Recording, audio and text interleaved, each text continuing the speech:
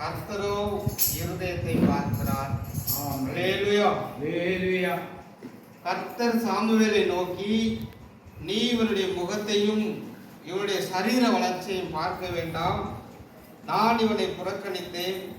மனுஷன் பார்க்கிறபடி நான் பாரேன், மனுஷன் முகத்தை பார்ப்பான், கர்த்தரோ இருதயத்தை பார்க்கிறார். அல்லேலூயா. ஆண்டவராகிய இயேசு கிறிஸ்து நம்மை அவர் முன்குறித்திருக்கிறார், தெரிந்து கொண்டிருக்கிறார், அழைத்திருக்கிறார். நம்ம என்ன செய்திருக்கிறாராம்? மகிமையும் படுத்திருக்கிறார். நம்மை அழைத்த ஒரு நோக்கம், தெரிந்து கொண்ட நோக்கம் நம்முடைய சரீர வளர்ச்சியை பார்த்து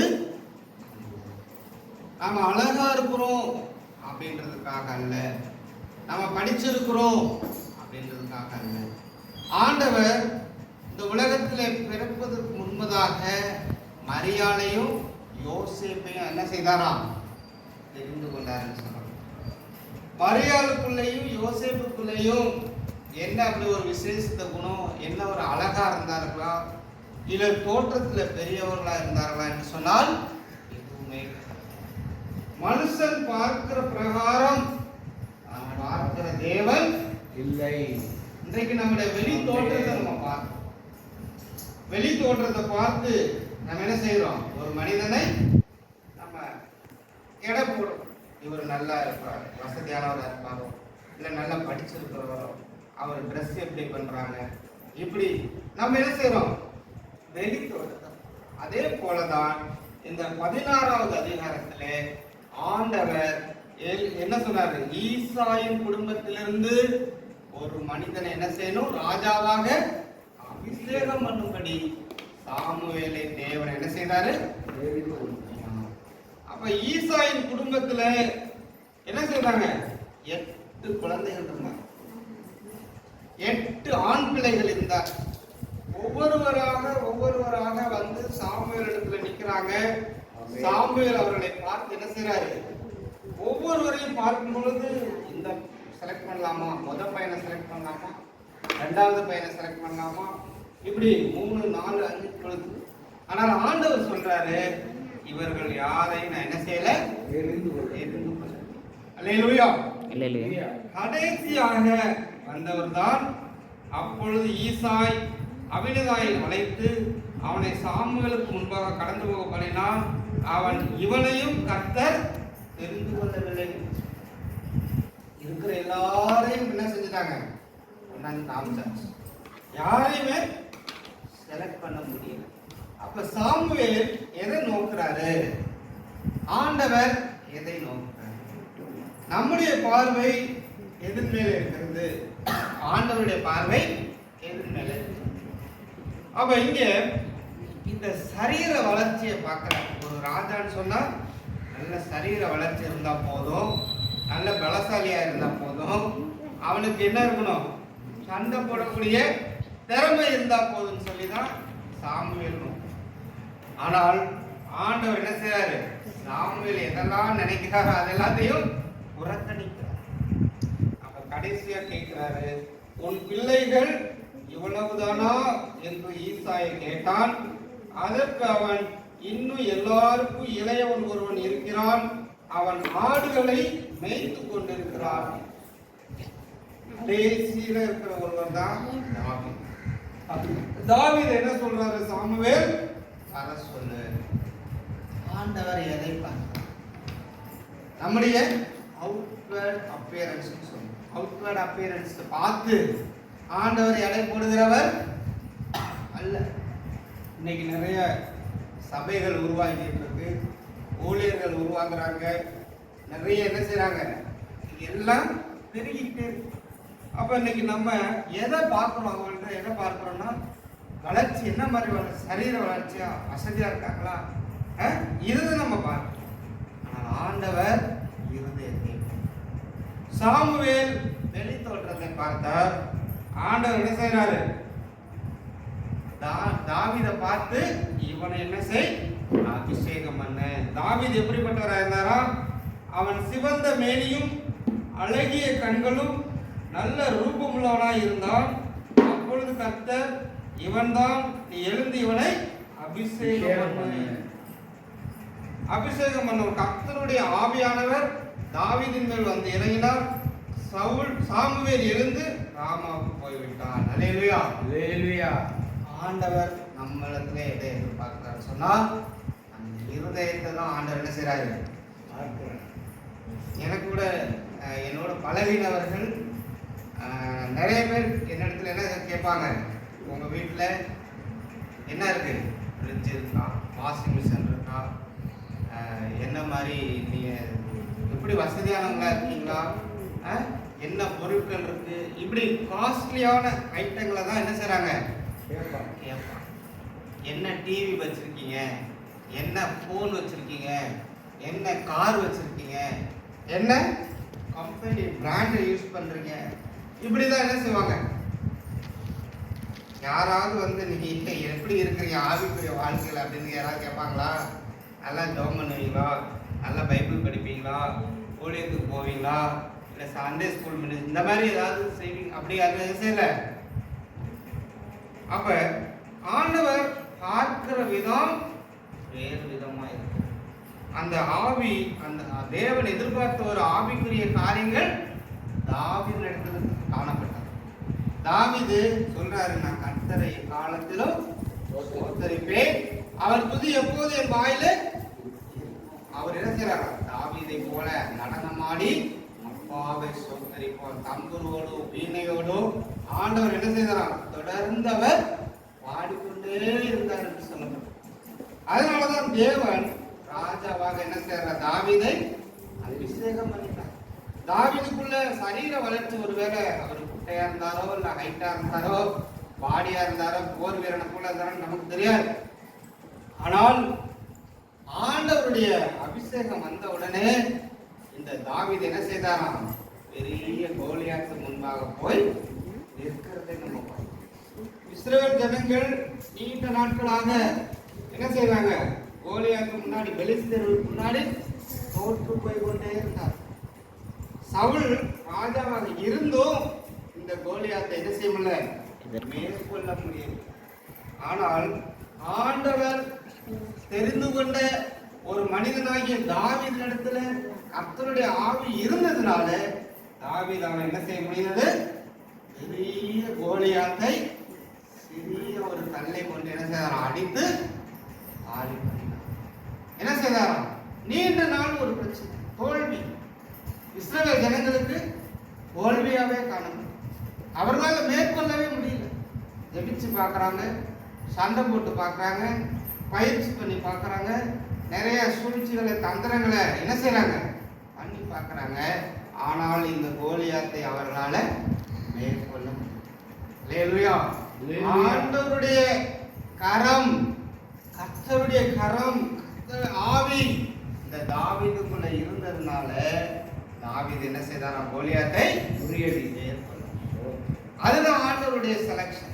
ஆண்டவர் தெரிந்து கொண்டார்னு சொன்னால், ஆண்டவர் ஒரு மனிதனை பிரித்தெடுப்பார்னு சொன்னால், அந்த மனிதனை கொண்டு கர்த்தர் பெரிய காரியங்களை செய்வாங்க. நாமளா ஒருத்தரை நியமிக்க முடியாது, நாமளா ஒருத்தரை போஸ்ட் பண்ணி நீங்க செய்யனா செய்ய முடியாது.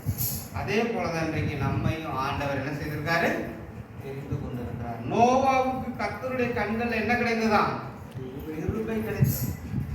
தாவீதுக்கு கர்த்தருடைய கண்கள்ல கிருபை கிடைத்தது. அதனால இன்னைக்கு நமக்கு கூட தேவன் அப்படிப்பட்டதான ஒரு கிருபையை, வாக்கியத்தை நமக்கு என்ன செய்திருக்காரு, கொடுத்திருக்கிறார் தான் நான் விசுவாசிக்கிறேன். அல்லேலூயா, அல்லேலூயா. எவ்வளவோ பாஸ்டர்ஸ் இருக்காங்க இந்தியாவில், உலகத்துல, தமிழ்நாட்டுல. நமக்கு ஆண்டவர் ஒரு நல்ல ஒரு வாய்ப்பை என்ன செய்திருக்காரு, இந்த கொரியன்ஸ் மூலமாக கொடுத்திருக்கிறார். கர்த்தருடைய கண்களை நமக்கு என்ன கிடைத்திருக்கிறதா, கிருபை கிடைத்தது. நம்முடைய வளர்ச்சியை பார்த்து அவர்கள் செய்யல. எதை பார்த்து செய்யல, சரீர வளர்ச்சியை பார்த்து இவர்களுக்கு இந்த சபையை நம்ம கட்டி கொடுக்கணும் அப்படின்னு அவர்கள் என்ன செய்யல. இவர்கள் நல்ல படிச்சிருக்காங்க அப்படின்னு சொல்லி அவங்க என்ன செய்யல நினைக்கிறேன். ஆண்டவர் எதிர்பார்க்கிற ஒரு காரியம், ஆண்டவர் விரும்புகிற ஒரு செயல் நமக்கு இருக்குன்னு சொன்னால் ஆண்டவர் என்ன செய்வாராம், நமக்கு உதவி செய்வார், நமக்கு இறங்கி வருவார். கர்த்தருடைய ஆசீர்வாதம் நம்ம மேல இருக்கும். அல்லேலூயா. அல்லேலூயா. தாவீதுக்குள்ள அப்படிதான் இருக்கு. கோலியாத்தை மேற்கொள்ளவே முடியல.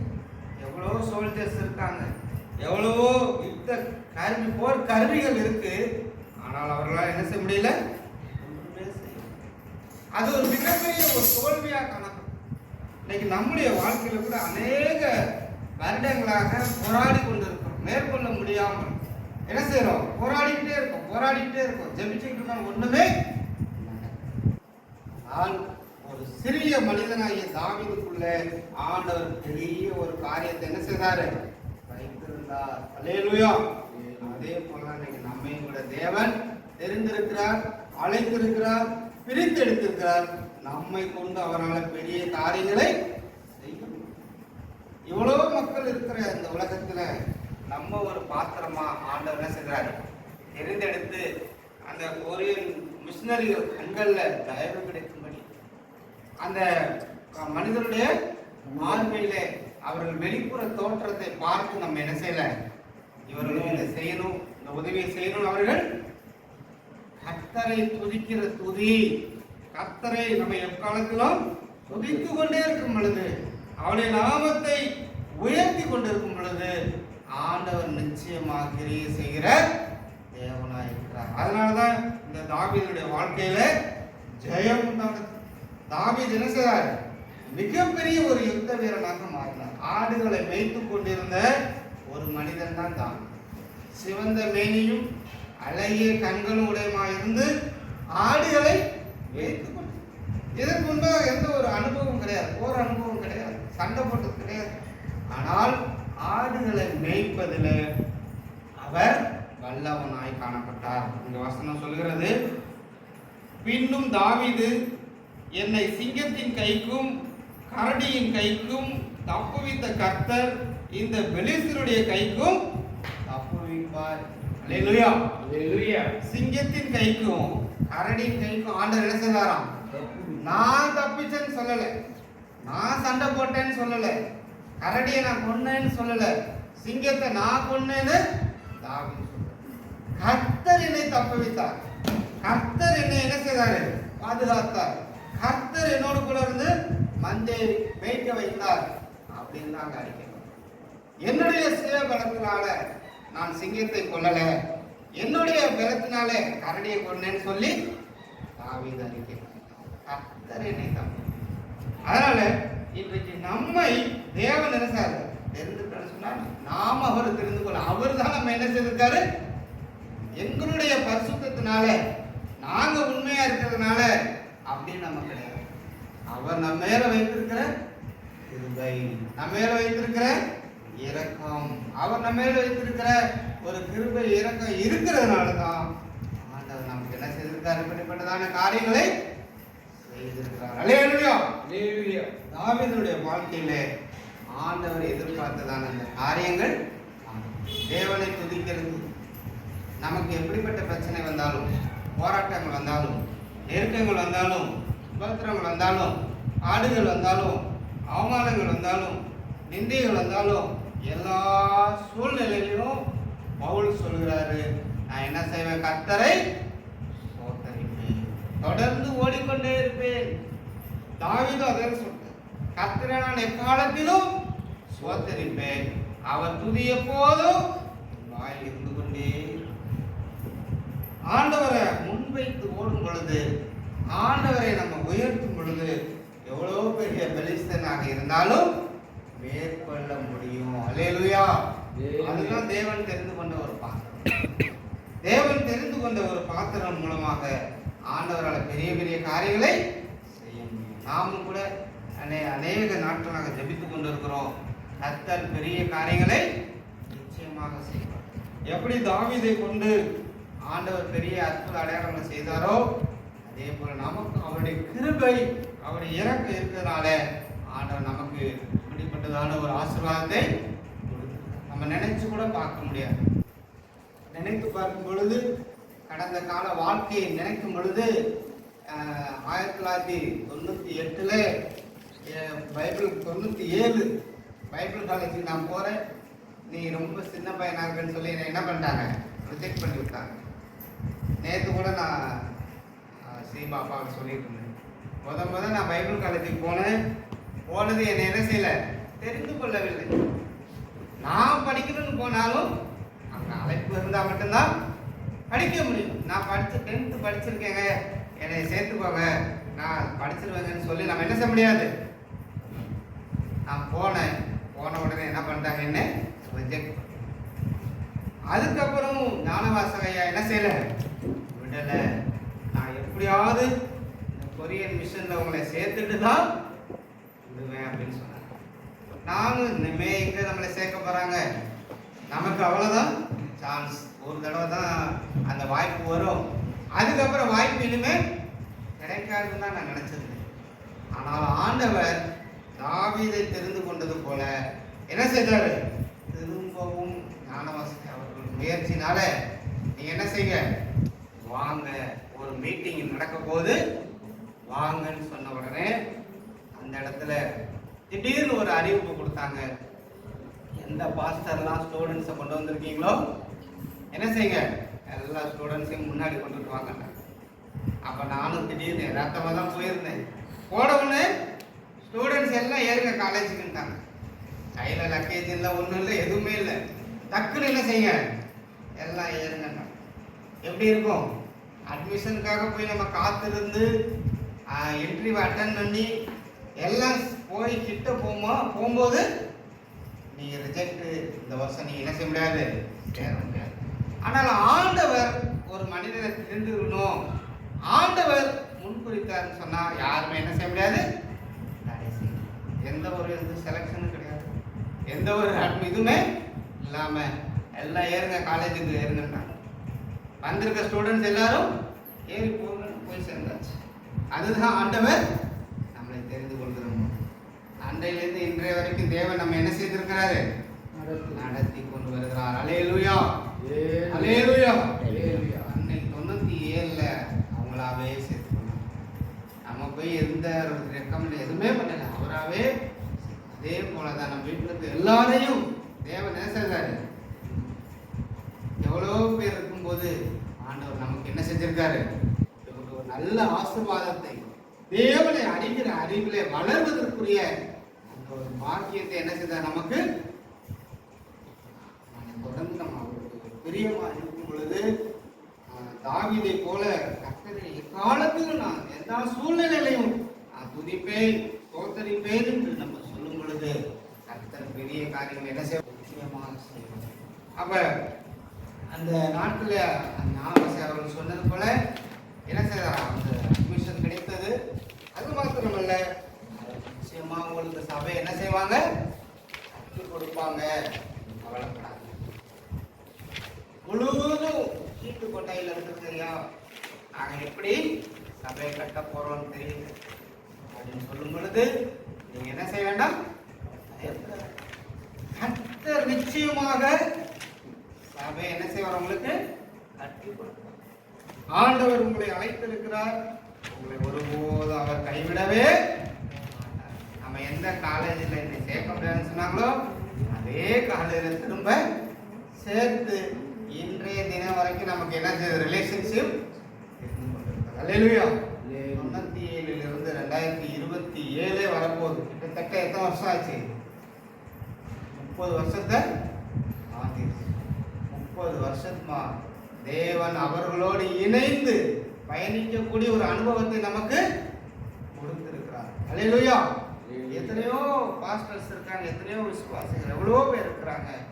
ஆனாலும் தேவன் நமக்கு அவர் கிருபை பாராட்டி இருக்கிறார். 30 வருடம் கொரியன்ஸோடு இணைந்து செயல்படுவதற்கு ஆண்டவர் என்ன செய்திருக்கார், நமக்கு கிருபை. இம்மட்டும் நடத்தின தேவன் அவர் இனிமேல் நடத்த அவர் எப்படிப்பட்டவராக இருக்காரோ